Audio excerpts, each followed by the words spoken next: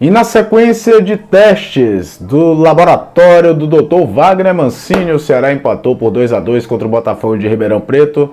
E eu vim aqui comentar um pouco sobre esses testes. Teve gente que há muito tempo não aparecia, eu cobrava bastante isso, ele apareceu e apareceu bem.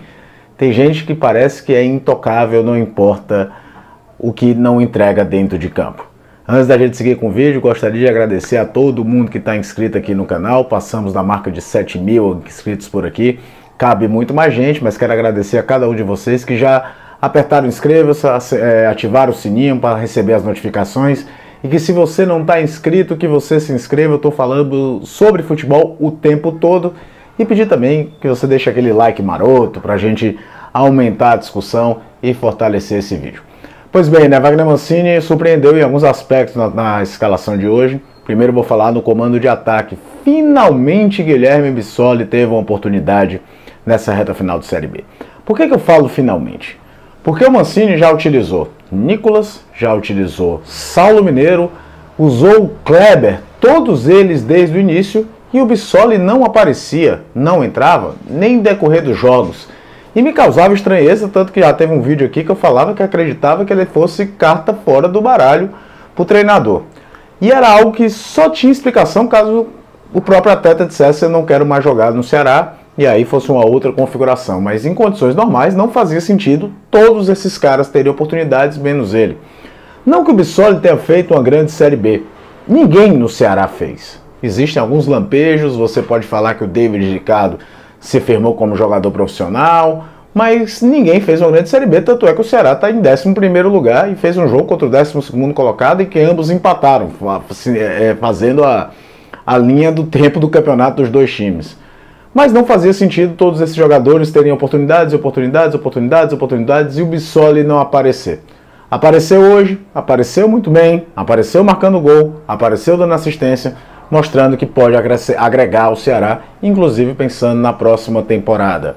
Então era importante vê-lo jogar. E ele mostrou serviço. É um jogador que tecnicamente para mim é mais jogador do que os outros três. Acho que o Saulo funciona muito mais como um segundo atacante ou jogando pelo lado do que como centroavante. Pode atuar na função? Pode. Mas pode render melhor em outras situações. O Nicolas muito abaixo do que a gente já viu ele atuar, principalmente nos tempos de Paysandu. O Kleber, então, não fazia mais sentido ainda, uma vez que vinha de 8 meses de uma suspensão, totalmente sem ritmo, depois de viver o pior momento da carreira. E mesmo assim, o Kleber estava na frente da fila em relação ao Bissoli, então foi muito bom ver o Bissoli em campo, ver ele mostrando serviço, que algo que dentro dessas experiências precisava ser feito e deu um certo resultado. Outro que é interessante que eu vou citar é o Eric Pulga. A minutagem parece que está dando um pouco mais de maturidade e confiança a ele.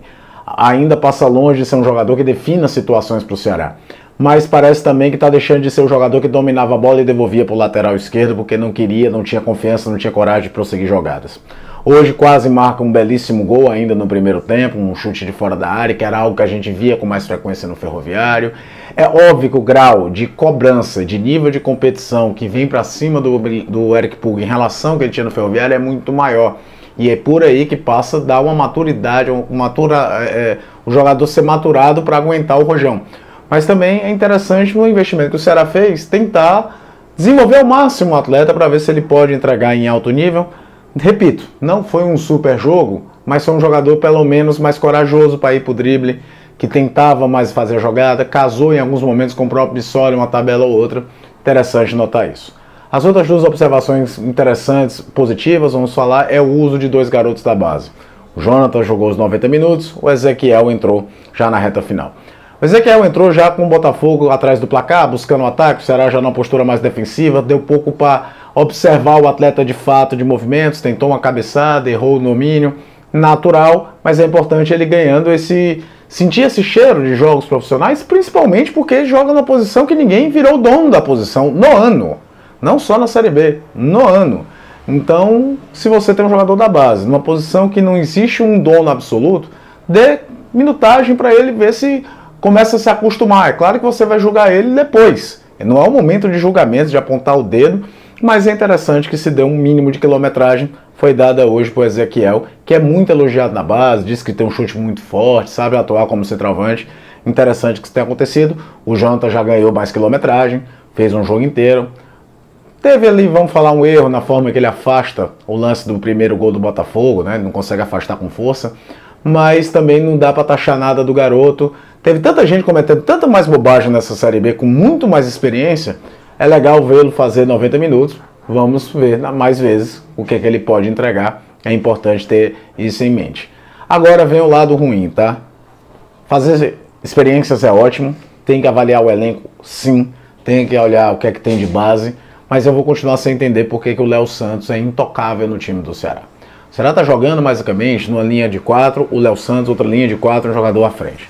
Nessa linha, segunda linha de 4, tem Chay e Jean Carlos agora, jogaram Pedrinho e Eric Pulga hoje. Se convencionou a dizer que o Jean Carlos está jogando de segundo volante, não é um erro, porque para a saída ele se aproxima muito mais da linha de zaga e do volante, para o Chay ser um cara que se aproxima mais dos atacantes. Então tá tudo bem se você consegue, se você avalia como se fosse um 4-3-3 em que o Chay é o meia, Jean Carlos e Léo Santos, os dois volantes. Mas na prática, na verdade, é um 4-1-4-1, em que o Léo Santos muitas vezes vem fazer um zagueiro, fazer uma linha de 5. O lance do gol do Botafogo exemplifica isso claramente. Ele está entre o David Ricardo e o Jonathan.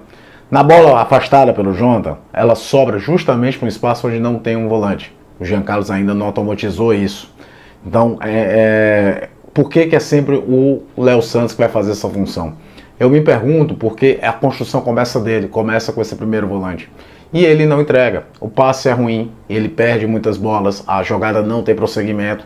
E o Ceará acaba dependendo muito da construção, ou da bola longa do David Ricardo, ou que o Jean Carlos venha o tempo todo buscar esse jogo. Então não é possível que nenhum outro volante do Ceará possa ter a chance de atuar naquela função, já que o Léo virou titular absoluto, acho que desde o jogo contra o Londrina.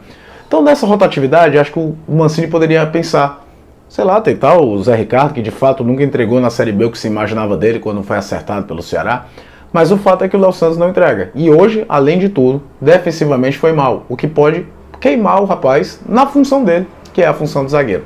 Inclusive, se você prestar atenção, ele falha no lance do segundo gol do Botafogo.